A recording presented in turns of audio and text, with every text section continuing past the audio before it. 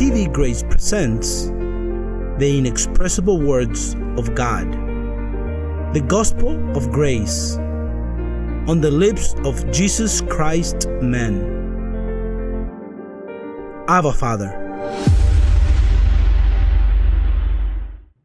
Blessed with every spiritual blessing, here I am before you again to speak about the kingdom of heaven, to speak about the gospel that is power of God to edify the love or the lives of the beloved. Well, in this occasion, I was reading that 4 types of flesh exist.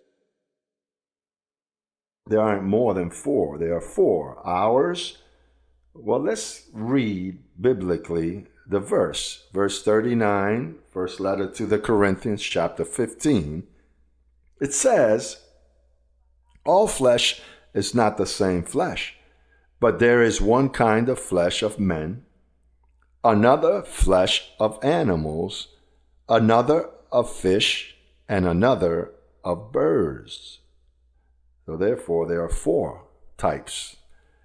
But the only flesh that is going to be transformed is the flesh of us, the elect and blessed. Our veils, all of the veils of the chosen naturally, because they are flesh of men, because they are not chosen, will die as beasts do, as the flesh of the fish and of the birds. So in this occasion, the topic, we're going to speak of 2 men, the first man and the second man. Remember that God works with heads that are representatives. One brought sin and the other took sin away. One brought the curse and the other brought blessing. One separated part of humanity from the glory of God, but after the cross, we were instituted. All that were born after Christ died, we were reconciled all automatically. Those are the predestined that were reinstituted again to the glory of God. The only thing that there are folks that were reinstituted to the glory of God, but because they are asleep, Ephesians says, awake you, the one sleeping, and rise up from the dead, and Christ will shine upon you. Even though they are reinstituted, forgiven, and justified, and their names written in the book of life, they have not yet been reached. That's why every time I hear of the evangelism CEG is doing around the nation, I rejoice, because what we are searching for, those that are snoring, that are sleeping, but they are part of this kingdom. And we have to continue searching for them before the transformation is manifest, so they can be partakers of the first fruit, which is what we are teaching and are waiting for. So first letter to the Corinthians speak a lot about the transformation, very profound things. But right now, let's read verse 45 and take this gradually. First letter to the Corinthians, chapter 15, verse 45 says, and so it is written, the first man, Adam, became a living soul. Keep that present in your mind. The first man, Adam, a living soul. The second Adam, it says, the second Adam, leading you to understand, and that's a rich translation, that there was going to be more than one. In the like manner in which Adam, when he sinned in that generation, everybody became a sinner through one man's sin entered, and all became sinners. So here, Jesus Christ, the second Adam, it says, is a vivifying spirit. After the cross, that other man is a vivifying spirit. And everything he accomplished on the cross, he imparted to all of his elect. Everything he accomplished there, like death. One died, all died. One conquered death, we all conquered death. One reached the maximum holiness, we all reach maximum holiness. One was perfected. We were all perfected. So now it says that we are a vivifying spirit, not a living soul. Sometimes I hear preachers in the system that say, oh, living soul, I thirst after you, my soul thirsts. No. When you hear a preacher speaking of the soul, he's behind 2,000 years, because after the cross, vivifying spirit begun. So again, in the carnal aspect, we are a soul, because naturally here on earth we relate to earthly things, but the calling is that we are already seated in heavenly places with Christ as vivifying spirits, and you must see yourself that way. You remember John 6:63, where he says the flesh is profitable for nothing? The spirit is what gives life. He wasn't only talking about his spirit or his flesh, he's also speaking of our flesh and our spirit, because we are a vivifying spirit. Tell he that is beside you, I am a vivifying spirit. You are a vivifying spirit, because we don't see ourselves in the old man Adam, even though we possess his characteristics, but the gospel capacitates us to live as a vivifying spirit and not a living soul. That is the calling. So that was verse 45. 46 says, the spiritual is not first, but the animal, and then the spiritual. You remember when Paul said there in first letter to the Corinthians chapter 2, he says, the animal man does not understand the things of the spirit. Well, the modern version lightened it up. It puts the natural man, but truly he's an animal, because when he doesn't have the mind of Christ activated, he acts like an animal. That's why it says that the spiritual is not first, but the animal, and then the spiritual. Now, verse 47, it's the one that brings the topic of this conference to fruition.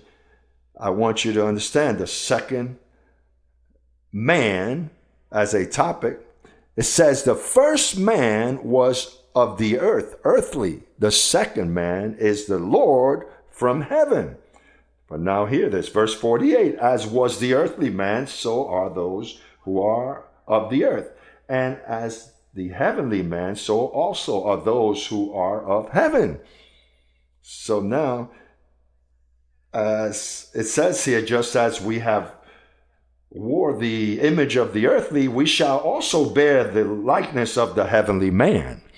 So now that you know that you have been perfect and that he made us to sit, Ephesians 2:6 says, he made us to sit in heavenly places together with him. So we're not going to wait the transformation to act as vivifying spirits. We are the congregation of the spirits made perfect, there in Hebrews chapter 12.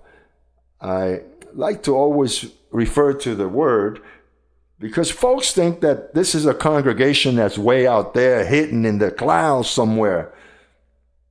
But no, it says here that we are, in verse 23 of chapter 12 of Hebrews, it says we are the congregation, the assembly and church of the firstborn, which are written in heaven. Your name and mine are written there. To God, the judge of all, and to the spirits of just men made perfect.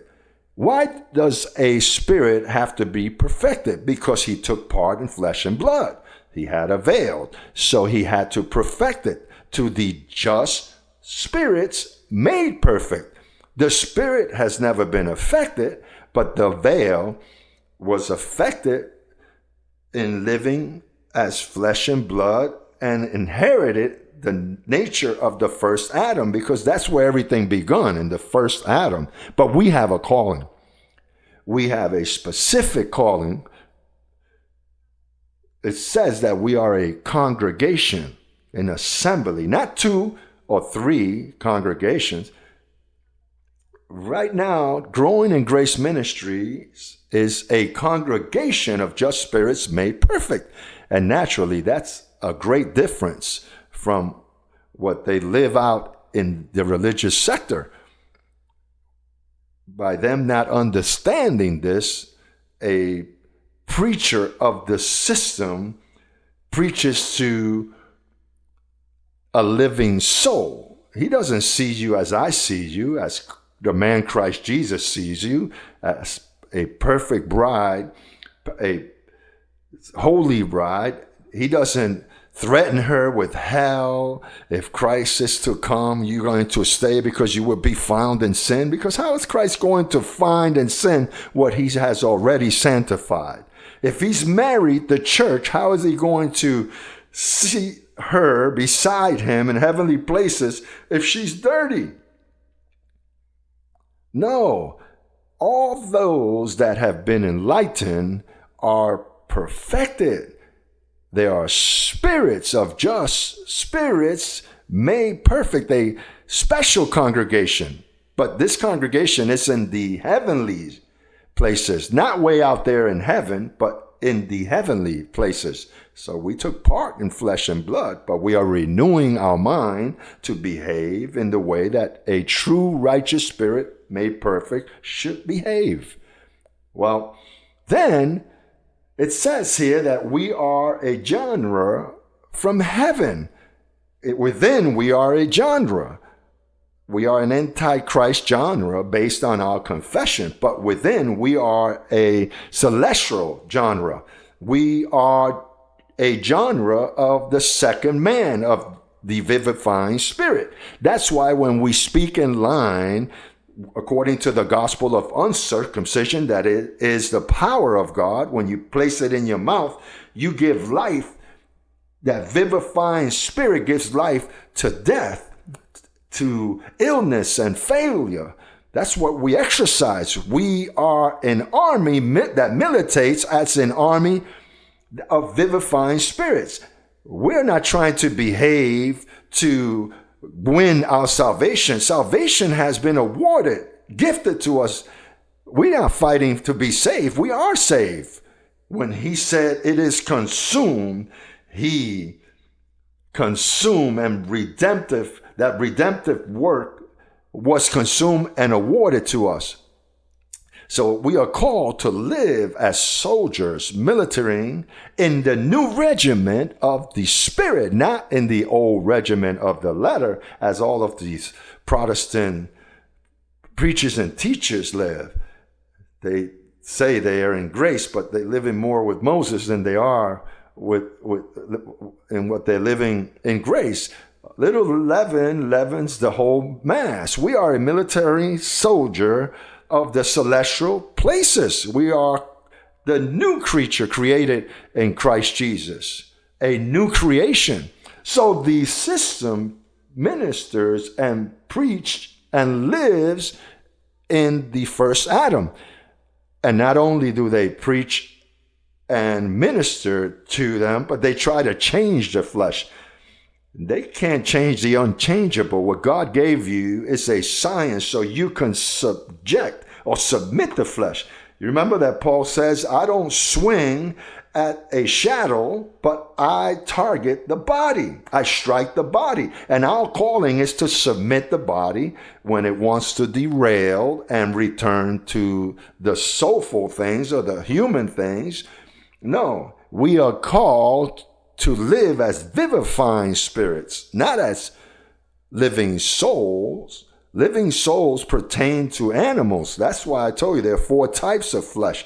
A dog is a soul, a cat, a cow. There are living souls that die, and that's where everything ends. For them, there isn't this type of redemption as there is for us, the chosen. We are the most special flesh that's ever been manifested, this veil. And we have a promise we will be transformed in that moment in which that takes place and that promise is fulfilled. Well, this is where the veil is established. It says that the veil is placed over the nations and it hasn't been lifted. That's why they're they don't understand our message, because our confession is very different, because what we confess is based on the second man, not based on the first Adam. The first man is behind the cross. The second man that we represent is after the cross. That's why the system does not understand us. And every day we become further and further apart, because as we grow, they stay so far behind. They don't understand. Now, those that come into our meetings, when they get here, they're right away fed solid food, not milk. They come directly to receive. That's why when you read Philippians chapter 1, verse 28, it says that our teaching for them, it's a preaching of destruction. And let's read it, because it reflects what used to happen to Paul, which is what happens to us now. It says in verse 28, not in any way terrified by your adversaries. How many adversaries we have that come against us? Which is to them a proof of perdition, this preaching, this message. But to you and I, it's of salvation, and that from God. And verse 29 says, for to you it has been granted on behalf of Christ, not only to believe in him, but also to suffer, and suffer for his sake, having the same conflict which you saw in me and now here to be in me. So it is the same conflict that they think that we are. And our message is a message of destruction. That is the confusion. They say there's no sin. They say that the devil has been destroyed. True. For them, all of this is a sign of destruction and perdition. And they call us, those that follow those Joseluistas, those Mirandistas. I wish they were Joseluistas or Mirandistas or JHistas, because they don't know what they're missing, because for them this is a message of destruction, but for us it's a message of salvation. So the press and the theologians, what they hear is the messages that pertain to the first Adam. All they're used to is hearing these charismatic pastors and priests. What they know and hear in Christianity is that they are very distant from the second man and the lifestyle of the vivifying spirits. What a difference. Because we walk in the fear that we have an angel assigned to our lives to serve us. And the fear of God in us is the beginning of all wisdom. It says our fear is not something like being frightened, but of reverence. Angels that watch us and take care of us and discipline us. That is a great privilege that this army has, in which we militate according to the Spirit, not according to the flesh. Let's read Psalms 82, and there it explains why they don't understand us, because this was fulfilled in us and they have not yet understood it. Let's conclude with Psalms 82, and tell he that's beside you, you are a God. It says in verse 1, God is, or God standeth in the midst. This is a stand that's eternal, but God has never stood in the midst of the gods in the assembly. Jesus of Nazareth didn't preach the gospel. It's now in the manifestation of the man Christ Jesus. And look at God's patience, how he waited till this time to manifest this mystery. And for the first time you heard you were a God when I spoke that word. How long will you judge unjustly and respect the person of the wicked? You can no longer respect the opinions of the wicked, of these corrupt governors, Until when are you going to support those false teachings that you are in sin, that you are poor, that you are sick, that you're going to fall into a bottomless pit? Those fears. It says, they do not know, nor do they understand. They walk in darkness without knowledge. They have no understanding. They walk in darkness. The foundations of the earth are unstable. But verse 6 says, and I said, and that God says it, but I said it. Until I didn't appear, that was never said. First time I said, ye are gods, the earth shook. And the system says, oh, that's talking to the judges of Israel. When has God been in the midst of judges from Israel? It is now that God said, I said, and you have to respect that I said. That is written and it is prophetic. Ye are gods and ye are sons of the Most High. Speaking of the sons that are gods. Some accept that they're sons, but they don't accept that they're gods. And that's synonymous. I said, ye are gods and sons of the Most High, but you will die like humans and fall like every other ruler. Arise, O God. Arise, JH. Judge the earth. That's what I'm doing right now. I'm judging the earth. Not the earth. The earth doesn't hear nor has ears, but the inhabitants of the nations. Arise, O God, judge the earth, for you shall inherit it. All the nations. Now is when all the nations are established, and now is when we can judge the earth with the gospel of uncircumcision. The gospel Paul preached that says, in the day when God will judge all of the nations according to my gospel. And that is exactly what I am doing. I receive that you see yourself in the second Adam. I receive that you see yourself as a vivifying spirit. I receive that you take the power of God, that is the gospel of uncircumcision, and put it in your confession and give life to death around about you. Give life to those thoughts that are attacking you, that are born of the flesh, not of you, but of the body that you possess. But your mind is in the second Adam, in the spirit that's a living spirit, a vivifying spirit. That is the kingdom. And that is what this word is directed to. The spirits of just spirits made perfect that reign over all circumstances. Even though for the world this is a sign of perdition, but for us it's of salvation.